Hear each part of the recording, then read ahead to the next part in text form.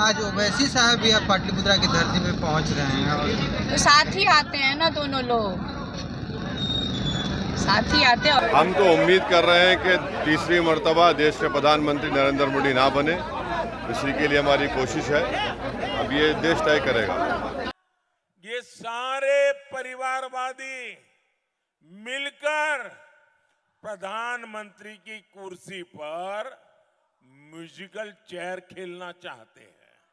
PM Modi और असदुद्दीन ओवैसी साथ साथ चलते हैं। लालू की बेटी ने बड़ा हमला बोला है। नमस्कार, दर्श न्यूज में आपका स्वागत है। मैं हूं अनुराग। अब 7वें चरण की जंग जारी है, जहां छठे चरण की वोटिंग हो रही है 8 सीटों पर। तो अगले 7वें चरण की 8 सीटों के लिए तमाम बड़े नेता जोर लगा रहे हैं। पाटलिपुत्रा की सीट पर पीएम मोदी गरज रहे हैं, रामकृपाल यादव के लिए वोट मांग रहे हैं और लालू की बेटी मीसा भारती के खिलाफ गरज रहे हैं, लालू परिवार के खिलाफ गरज रहे हैं।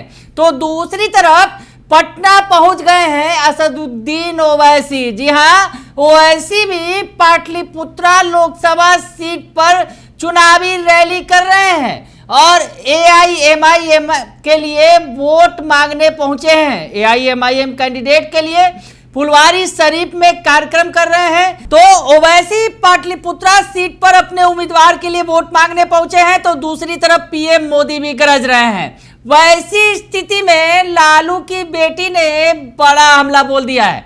मीसा भारती जो पाटलिपुत्रा लोकसभा सीट से आरजेडी कैंडिडेट हैं, उन्होंने हमला बोल दिया है ओवैसी और मोदी पर और कहा कि ये तो दोनों जहां जहां जाते हैं साथ साथ चलते हैं। तो क्या कुछ कह रही हैं मीसा भारती, पूरा उनका बयान सुनवा देते हैं, सुन लीजिए आप। आज छठे चरण का मतदान हो रहा है और जितने भी इंडिया गठबंधन के प्रत्याशी लड़ रहे हैं उन सबको मेरी शुभकामना और जीत की अग्रिम बधाई मैं देती हूँ उन सबको। और मतदाता से कहती हूँ कि आप लोग 10 साल प्रधानमंत्री के किए हुए वादों को याद करके और इंडिया गठबंधन के प्रत्याशी का बटन दबाएं। फिर से एक बार नरेंद्र मोदी पाटलिपुत्रा विक्रम में आ गए हैं प्रचार में, क्या कहिएगा मैम? बहुत अच्छा। मैं तो कह रही हूँ कि प्रधानमंत्री जी को अब बिहार ही रुकना चाहिए। वो जितना आएंगे उतना इंडिया गठबंधन को फायदा होगा। मैं बार बार बोल रही हूँ, मीडिया में सब जगह मैं बोल रही हूँ कि वो जब चुनाव होता है आते हैं तो इंडिया गठबंधन को फायदा करके चला जाता है। उनके देश से किए हुए, राज्य से किए हुए 10 साल के वादे याद कर करके जो जनता है, जो वोटर है, आक्रोशित होकर के इंडिया गठबंधन के पक्ष में जितने भी लोग खड़े हैं उनका बटन दबा के उनको विजयी बनाने का आशीर्वाद देती है। आज ओवैसी साहब भी अब पाटलिपुत्रा की धरती पे पहुंच रहे हैं और तो साथ ही आते हैं ना, दोनों लोग साथ ही आते हैं और वो भी, उनका भी दल लड़ रहा है तो वो अपने प्रत्याशी के पक्ष में प्रचार करने आ रहे होंगे। राबड़ी देवी के 2 बॉडीगार्ड को निलंबित कर दिया गया। अब मुझे नहीं है जानकारी, लेकिन मैंने सुना। देखिए, ये उनके बॉडीगार्ड को निलंबित कर दिया गया, ठीक है, लेकिन जिसको गोली लगी, 3 लोगों की मृत्यु हुई, उस पे क्या कार्रवाई कर रही है डबल इंजन की सरकार? क्योंकि वो भाजपा के कार्यकर्ता है, भाजपा के नेताओं का सपोर्ट मिला है, प्रधानमंत्री का सपोर्ट मिल रहा है और साथ साथ और आप बताइए ना कि प्रदेश के मुख्यमंत्री जी क्या कर रहे थे? उनके समाज की एक महिला को बेइज्जत किया गया मुंगेर में, उनके साथ अभद्र भाषा का प्रयोग किया और जिस तरह से घटना, उनके बाल खींचे गए, उनकी गाड़ी पे हमला किया गया, तो ये मुख्यमंत्री जी सोते रहे। प्रधानमंत्री जी ने कोई टिप्पणी नहीं की। महिला सशक्तिकरण की लोग बात करते हैं, आधी आबादी को इनको वोट चाहिए। मुख्यमंत्री जी क्या कर रहे थे? ये तो 2005 से पहले का नहीं ना है, 2005 का ना सरकार चल रहा है, तो फिर इस तरह की घटना क्यों घट रही है? जीवेश मिश्रा बोल रहे हैं कि बुर्के पहन के बोगस वोटिंग करवा रही है। देखिए, ये सब की नहीं है जानकारी, ये इलेक्शन कमीशन और जो उस समय लोग होते हैं वो करें, और अगर इस तरह का हो रहा है तो उसकी भी जांच होनी चाहिए। तो सुन लिया आपने कि मीसा भारती क्या कुछ कहना चाह रही हैं। मीसा भारती कह रही हैं कि दोनों साथ साथ चलते हैं, यानी जिस तरह से आरोप भी लगते रहे हैं कि बीजेपी की बी टीम है AIMIM, यानी जो असदुद्दीन ओवैसी की जो पार्टी है AIMIM, वो बीजेपी के लिए काम करती है।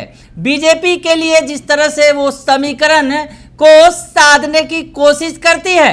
ये आरोप लगते रहे हैं। तो आपको बताएं कि पाटलिपुत्रा के जिस इलाके में असदुद्दीन ओवैसी पहुंचे हैं वो मुस्लिम बहुल इलाका है, फुलवारी शरीफ का इलाका है और फुलवारी शरीफ के ईसोपुर में उनका कार्यक्रम है।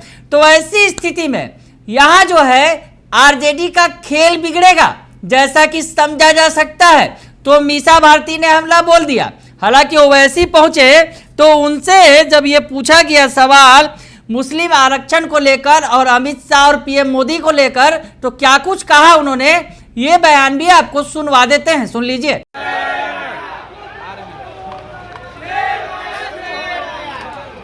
सर पटना पहुंचे हैं, 5 चरण का चुनाव संपन्न हो गया, आज 6ठे चरण का मतदान हो रहा है, कैसे देख रहे हैं आप? मुझे नहीं मालूम, तो देश की जनता तय करेगी ना।